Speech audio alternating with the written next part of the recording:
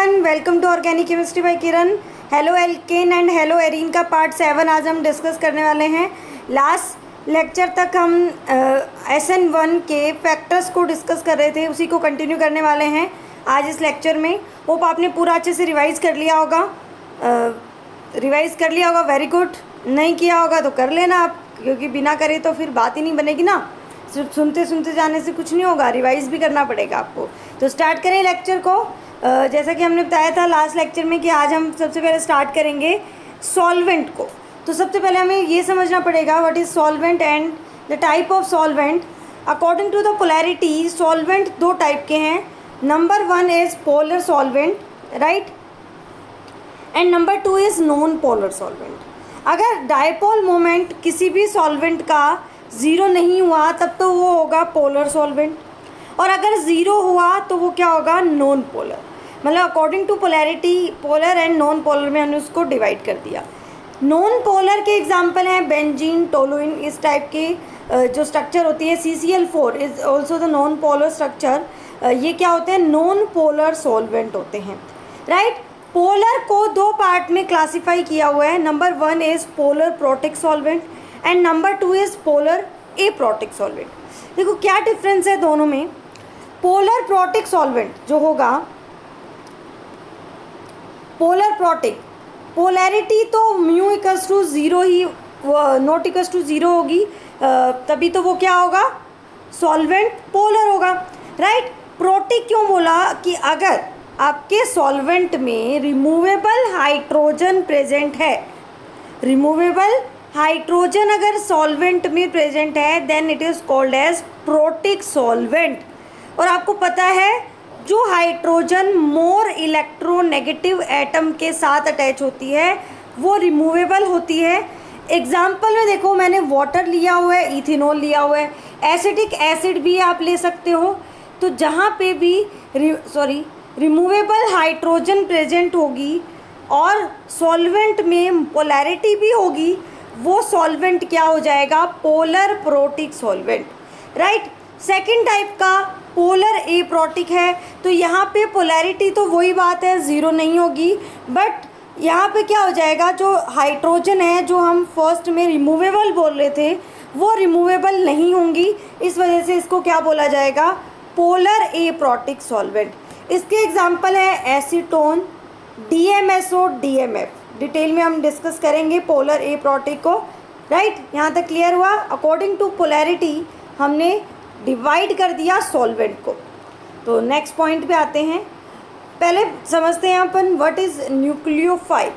तो यहाँ पे न्यूक्लियोफिलिसिटी को बता रखा है मैंने, पहले हम न्यूक्लियोफाइल क्या होता है उसको समझते हैं। कोई भी electron rich species which have tendency to donate electron, जो अपना इलेक्ट्रॉन डोनेट कर सकता है, और जो इलेक्ट्रॉन रिच स्पीसीज है उसको आप क्या बोल सकते हो, it is the nucleophile. It can act as a nucleophile. बात समझ आई। अब जब डिफरेंट टाइप के न्यूक्लियोफाइल प्रेजेंट होंगे तो कौन ईजिली अपना इलेक्ट्रॉन डोनेट करेगा, उस टेंडेंसी को बोला जाता है न्यूक्लियोफिलिसिटी। वो हम डिस्कस करने वाले हैं इस स्लाइड में, और वो क्या है, रूल्स फॉर न्यूक्लियोफिलिसिटी, राइट। और रूल्स, नंबर 1 रूल क्या है, negatively charge species is a better nucleophile. जब भी आप एक नेगेटिव चार्ज न्यूक्लियोफाइल को अगर आप एक न्यूट्रल से कंपेयर करोगे, देखो नेगेटिव चार्ज है तो इलेक्ट्रॉन रिच तो वो हो गया, जो न्यूट्रल स्पीसीज होगा जिससे हम कंपेयर कर रहे हैं वो कॉरस्पॉन्डिंग होना चाहिए। नंबर 1 पॉइंट, मतलब एक OH माइनस है तो वाटर, NH2 माइनस तो अमोनिया, राइट। अब जो न्यूट्रल स्पीसीज़ है वो इलेक्ट्रॉन रिच क्यों है, क्योंकि उसके पास क्या प्रेजेंट है, लोन पेयर प्रेजेंट है। तो जब भी एक lone pair, normal lone pair containing species को उसी के नेगेटिव चार्ज स्पीसीज़ के साथ अगर कंपेयर किया जाएगा then negative charge species is always the better nucleophile. Number 1 point clear हुआ, कोई डाउट नहीं है। नेक्स्ट स्लाइड पे मूव करते हैं। नेक्स्ट स्लाइड क्या है, if donor atom is same, मान लो दो कंपाउंड दिए, उसमें दोनों में ही oxygen atom as a donor atom present था कंपाउंड में, राइट। तो उस केस में कैसे कंपैरिजन करना है आपको उसकी न्यूक्लियोफिलिसिटी को, जहाँ पे जैसे मैंने देखो एग्जांपल में आपको समझ रहा होगा आर ग्रुप लगा रखा है, तो आर ग्रुप की न्यूक्लियोफिलिसिटी जो है वो बढ़ गई। क्यों? क्योंकि आर ग्रुप का जो इफेक्ट होता है वो प्लस आई होता है, और प्लस आई से जो ऑक्सीजन है, देखो डोनेट करना है ऑक्सीजन को, और ऑक्सीजन के डोनेट करने की टेंडेंसी कब बढ़ेगी? जब उसको इलेक्ट्रॉन कहीं से मिल रहे होंगे। मान लो हमें कहीं पे ना डोनेशन देना है, राइट, हमारे पास अगर सोर्स हो देने के लिए, अच्छे अमाउंट में पैसे प्रेजेंट हो हमारे पास, तो हम क्या कर सकते हैं, डोनेट करने के लिए इजीली अपन डोनेट कर सकते हैं। सेम वैसे ही अगर इलेक्ट्रॉन रिच एटम के पास ज़्यादा इलेक्ट्रॉन डेंसिटी प्रेजेंट होगी, तो वो इलेक्ट्रॉन को इजीली क्या कर सकता है, डोनेट कर सकता है। अब मान लो मुझे कहीं पे डोनेशन के लिए जाना था, डोनेट करना था कुछ अमाउंट ऑफ मनी, तो अगर मुझे पापा से पैसे मिल जाए तो मैं इजीली डोनेट कर सकती हूँ ना, मतलब आपको मिल जाए या मुझे मिल जाए, अगर कहीं से सोर्स हमें आ रहा है तो हम इजीली क्या कर सकते हैं, डोनेट कर सकते हैं। सेम वैसे ही ऑक्सीजन को डोनेट तो करना है, बट ऑक्सीजन को अगर आर ग्रुप प्रमोट करेगा कि भाई तू मेरे से इलेक्ट्रॉन ले ले और आगे ट्रांसफ़र कर दे, तो ऑक्सीजन का क्या जा रहा है, ठीक है ना, मुझे इलेक्ट्रॉन मिल रहे दे देते हैं अपन। तो ऐसे केस में RO- की जो न्यूक्लियोफिलिसिटी है, इलेक्ट्रॉन देने की जो टेंडेंसी है वो क्या होगी, ज़्यादा होगी। बात क्लियर हुई, सेकंड पॉइंट क्लियर हुआ। अब अपन थर्ड पॉइंट पे आते हैं। If the attacking atoms are of same size, जिन एटम्स को हम कंपेयर कर रहे हैं उनका अगर साइज सेम है, तो कॉन्सेप्ट क्या होता है कि stronger base are better nucleophile. जो जितना अच्छा बेस होगा उतना ही अच्छा क्या होगा, न्यूक्लियोफाइल होगा। अब इसको कैसे देखते हैं, for example CH4, ammonia, water और HF, 4 अपने पास मॉलिक्यूल प्रेजेंट हैं। अगर मुझे इनकी एसिडिक स्ट्रेंथ पता चल जाए, तो ये तो इनके कॉन्जुगेट बेस हैं, इनकी बेसिक स्ट्रेंथ हमें पता चल जाएगी। आपको पता है कि जब पी ब्लॉक में लेफ़्ट टू राइट जाते हैं तो एसिडिक स्ट्रेंथ जो होती है वो इंक्रीज होती है। इसका मतलब HF की एसिडिक स्ट्रेंथ जो है वो ज़्यादा होगी, किसके कंपैरिजन में, वाटर के कंपैरिजन में, राइट। अगर HF ज़्यादा एसिडिक है तो उसका बेस क्या होगा, वीक, तो F- OH- के कंपैरिजन में क्या हो गया, वीक बेस हो गया। बस ऐसे ही तो बाकी सब करना है आपको। इसका मतलब स्ट्रोंगर बेस कौन हुआ, CH3-, और अगर CH3- स्ट्रोंगर बेस हुआ, इसका मतलब वो ही क्या होगा, आपका स्ट्रोंगर न्यूक्लियोफाइल होगा। कोई डाउट नहीं है, मतलब हम बोल सकते हैं कि पीरियड में हम जैसे क्या जा रहे हैं, लेफ़्ट टू राइट जा रहे हैं, तो जो न्यूक्लियोफिलिसिटी है वो क्या हो रही है, डिक्रीज हो रही है। यहाँ तक कोई डाउट, राइट। नेक्स्ट पॉइंट है nucleophilicity and polar solvent. Polar protic solvent का इफेक्ट हम चेक करेंगे न्यूक्लियोफिलिसिटी पे, राइट। तो देखो न्यूक्लियोफिलिसिटी पोलर सॉल्वेंट पे कैसे डिपेंड होती है वो हमें देखना है। पोलर प्रोटिक सॉल्वेंट अभी बताया मैंने आपको कि ऐसा सॉल्वेंट जिसकी पोलैरिटी भी ज़ीरो नहीं हो और उसके पास रिमूवेबल हाइड्रोजन भी प्रेजेंट होनी चाहिए। सामने साइड में दिख रहा है, the solvent in which hydrogen atom attach to strongly electronegative atom, क्योंकि वो जब स्ट्रोंगली इलेक्ट्रोनेगेटिव एटम से अटैच होगा तभी तो उसके पास रिमूवेबल हाइड्रोजन जो है वो प्रेजेंट होगी, राइट। तो न्यूक्लियोफिलिसिटी का पोलर सॉल्वेंट से क्या चेंजेस आता है उसकी न्यूक्लियोफिलिसिटी में, वो हम डिस्कस करने वाले हैं, राइट।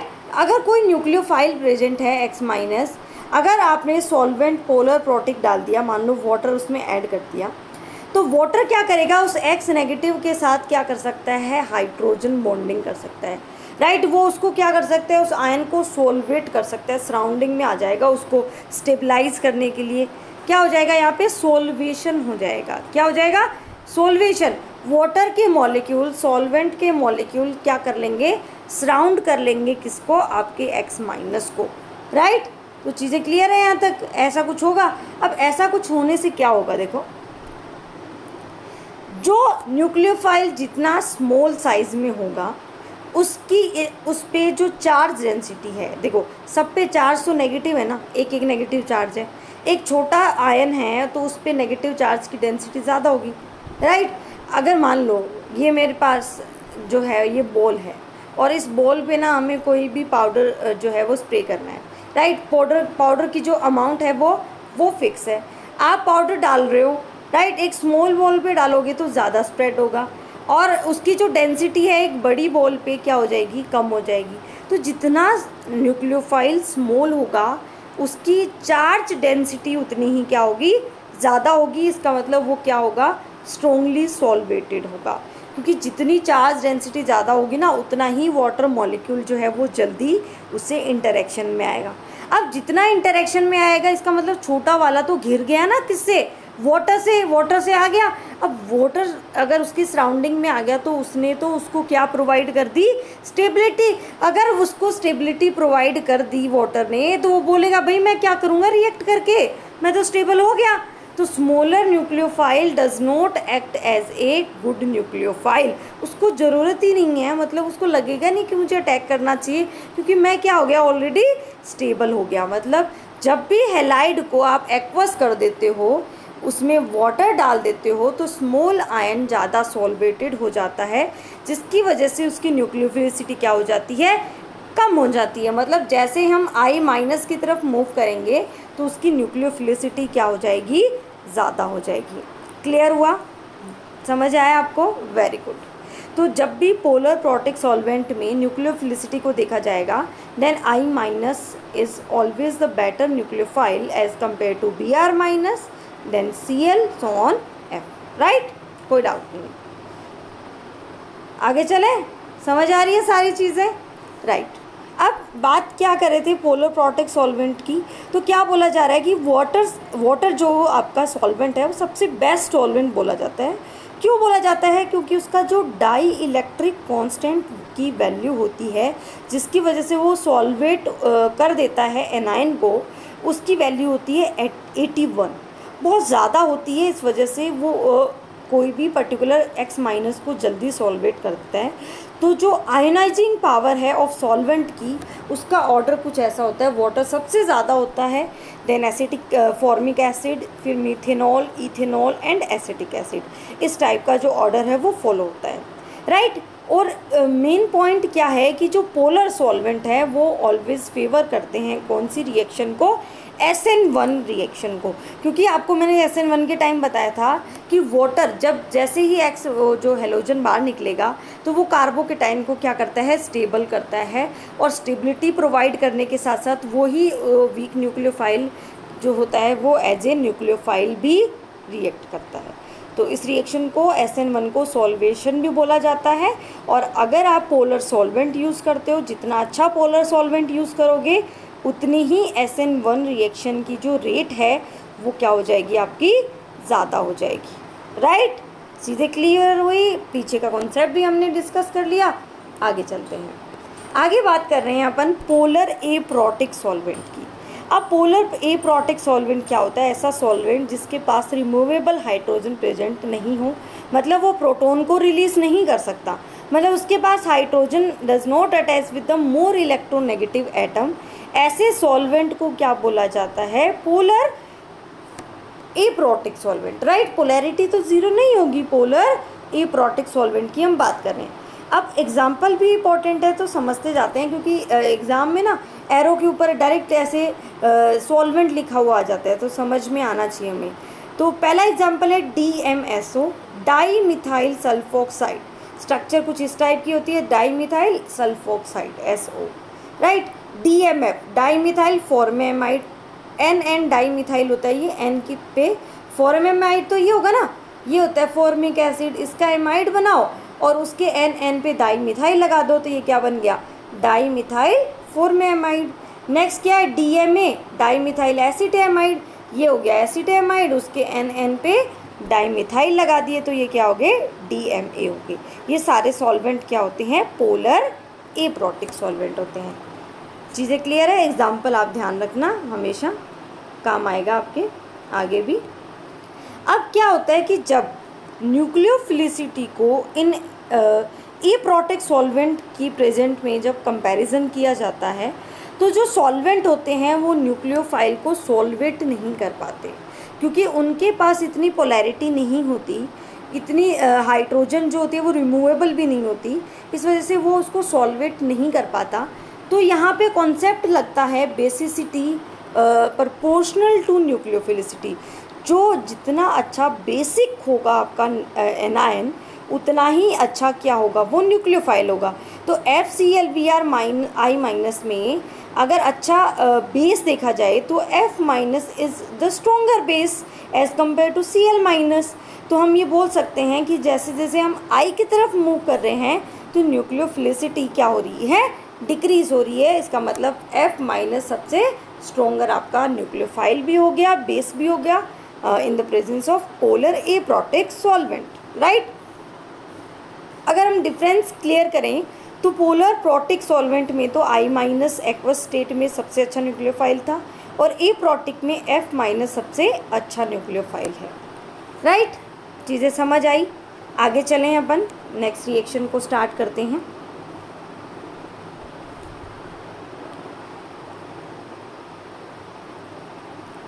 नेक्स्ट रिएक्शन हम डिस्कस करने वाले हैं by molecular nucleophilic substitution. SN1 हमने कंप्लीट कर लिया। अब हम डिस्कस करेंगे बाई मॉलिक्यूलर रिएक्शन, जिसको आप क्या बोलते हो, SN2 रिएक्शन भी बोलते हो, राइट। तो स्टार्ट करते हैं SN2 रिएक्शन को। बहुत ही सिंपल सी रिएक्शन है, देखना। OH- कोई भी एल्काइल हैलाइड के साथ रिएक्ट करेगा और रिएक्ट करके आपका प्रोडक्ट बना लेगा इस तरह से CH3OH। कैसे करेगा, ये यहाँ पे अटैक करेगा, यहाँ से ब्रोमीन को कर देगा रिमूव, तो इस टाइप से आपको क्या मिल जाएगा, प्रोडक्ट मिल जाएगा, राइट। अगर मैकेनिज़्म को देखा जाए, क्योंकि कोई भी रिएक्शन आ जाए मैकेनिज़्म हमें आनी चाहिए, राइट। तो मैकेनिज़्म क्या बोल रही है कि सबसे पहले रिएक्ट कैसे होता है। ये जो रिएक्शन है इसमें OH- जो आपका न्यूक्लियोफाइल आपने लिया है वो CH3Br के साथ स्लो स्टेप में, RDS स्टेप में इस टाइप की ट्रांजिशन स्टेट को फॉर्म करता है। मतलब OH- तो कार्बन के साथ बॉन्ड बना रहा होगा और Br- का जो बॉन्ड है वो वीक हो रहा होगा, इस टाइप की जो है ट्रांजिशन स्टेट इस स्टेट में बन जाती है, इस रिएक्शन में बन जाती है, राइट। और उसके बाद फर्स्ट स्टेप में डायरेक्टली ब्रोमीन जो है वो बाहर निकल जाता है और आपका प्रोडक्ट क्या मिल जाता है, CH3OH, राइट। रिएक्शन जो है स्लो स्टेप में दो रिएक्टेंट जो है वो पार्टिसिपेट कर रहे हैं रिएक्शन में, तो रिएक्शन का ऑर्डर क्या हो गया, सेकंड, इसीलिए तो इसको क्या बोला जाता है, SN2 रिएक्शन। रेट अगर कंपैरिजन की जाए तो रेट जो है वो प्रोपोर्शनल होती है एल्काइल हैलाइड की कंसंट्रेशन पे भी और OH- की कंसंट्रेशन पे, दोनों की कंसंट्रेशन पे डिपेंड करती है। जब OH- अटैक करता है इस रिएक्शन में तो यहाँ पे बैक अटैक होता है। क्या होता है, बैक अटैक होता है। सेकंड ऑर्डर रिएक्शन है और बैक अटैक होता है, राइट। सेकंड ऑर्डर रिएक्शन है और बैक अटैक होता है,